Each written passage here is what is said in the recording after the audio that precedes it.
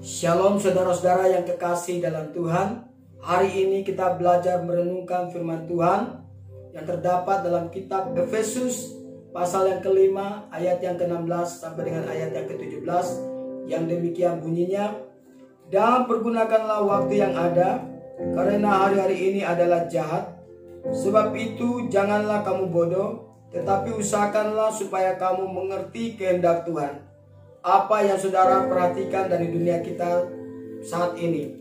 Apa yang sedang terjadi di sekitar kita? Dunia sedang bergolak dengan berbagai macam masalah. Salah satunya adalah munculnya virus corona yang mengakibatkan tergoncangnya berbagai aspek kehidupan manusia, baik dalam dunia pendidikan, pekerjaan, perdagangan, perekonomian, serta terjadinya kematian bagi umat manusia. Namun kita sebagai anak-anak Tuhan, baiklah kita semakin dekatkan diri kita kepada Tuhan, agar kita tidak mudah tergoyahkan oleh karena keadaan virus corona ini. Di tengah-tengah situasi seperti yang bisa kita lihat hari-hari ini, apa yang dapat kita lakukan di dalam kehidupan kita sebagai anak-anak Tuhan? Yang pertama, kita memperhatikan cara hidup kita dengan saksama. Artinya kita tidak boleh terhanyut oleh dunia ini. Kita tidak boleh seperti orang dunia. Kita tidak boleh seperti orang yang bodoh. Tetapi saudara dan saya belajar untuk mengerti kehendak Tuhan. Oleh sebab itu, untuk bisa mengerti kehendak Tuhan, kita mulai ada perubahan dalam pola pikir kita, dalam karakter kita, dalam pola pikir atau cara pandang kita. Karena itu yang dapat membawa saudara untuk mengerti kehendak Tuhan. Mari kita percaya bahwa Tuhan datang untuk membawa kehidupan. Tetapi dunia yang kita lihat ini membawa kematian dengan berbagai-bagai hal yang terjadi. Sebab itu arahkan telinga rohani saudara kepada janji-janji Tuhan, supaya kuasa Tuhan itu bisa terjadi dalam kehidupan saudara dan saya sebagai orang percaya. Yang kedua, kita harus bisa mengerti kehendak Tuhan.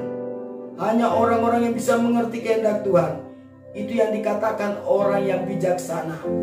Sebab itu mari kita belajar untuk mengerti bagaimana kehendak Tuhan. Jangan tidak mau tahu. Jangan cukup puas ketika saudara rajin beribadah kepada Tuhan, setia memberi persembahan, dan sebagainya. Berusahalah untuk mengerti kehendaknya.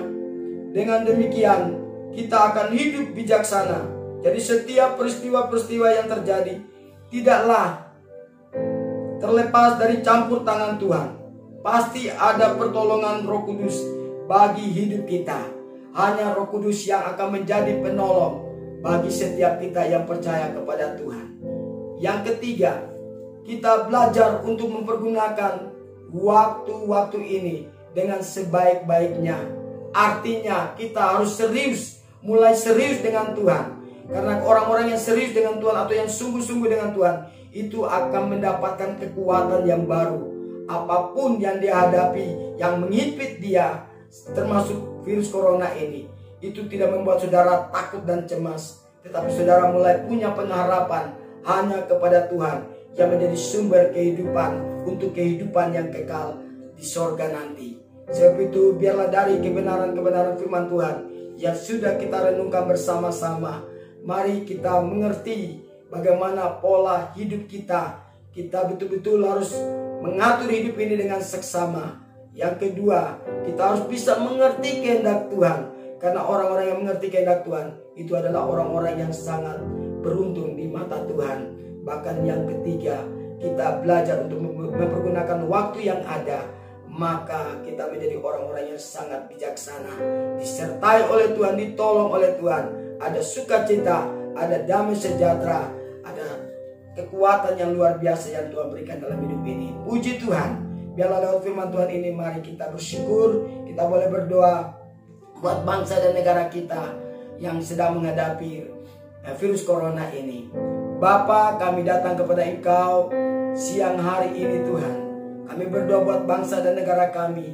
kiranya belas kasihan Tuhan, pertolongan Tuhan ada buat bangsa dan negara kami. Mulai dari pemerintah yang ada, baik presiden, wakil presiden, para menteri dan semua kabinet yang ada, termasuk masyarakat yang ada di seluruh Nusantara Indonesia.